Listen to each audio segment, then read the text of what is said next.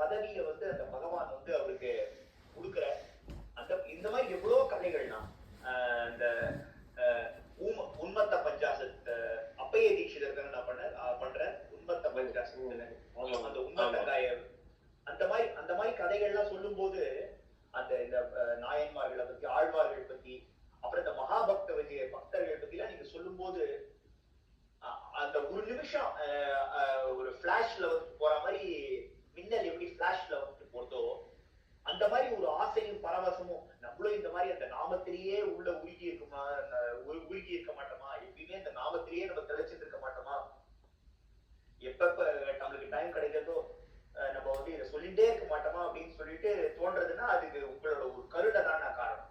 ஏன்னா நீங்க வந்து சௌலபியமா பழகிற எங்க கிட்ட அது வேற.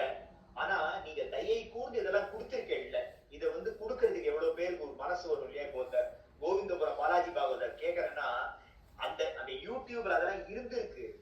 நானும் உயிரோட தான் இருக்கேன். ஆனா நான் ஒரு பக்கம் இருக்கேன், அது ஒரு பக்கம் இருக்கேன், அது ஒரு பக்கம் இருக்கு. ஆனா நீங்க குருவா வந்து அதை லிங்க் பண்ணி விடுற இல்ல இதை போய் கேளு, நீ வந்து சுந்தர்குமார் போய் கேளு, இதை போய் கேளு, அப்ப பக்தி வரும். சக்கரதாரி போய் கேளுப்பா, அதுல பக்தி வரும். ராமதாஸ் படம் பாரு, பக்தி வரும்.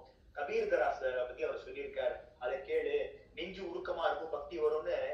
இந்த மாதிரி ஒரு ஆச்சாரியனா இருந்து நீங்க அதை லிங்க் பண்ணி விடுற. அதனால வந்து இதெல்லாம் வந்து கிடைச்சிருக்கு. இந்த ஒரு இது இருக்குன்னா இந்த ஒரு கருணை வந்து பந்துக்கள் கூட நம்மளுக்கு வந்து பண்ண மாட்டான். ஆனா எங்களுக்கு அந்த பகவான் வந்து உங்க மூலியமா வந்து அனுகிரகம் பண்ணி இதெல்லாம் கொடுக்குற. இதெல்லாம் முழுசா பயன்படுத்திக்கக்கூடிய சாமர்த்தியம் எனக்கு இருக்கா இல்லையான்னு தெரியல.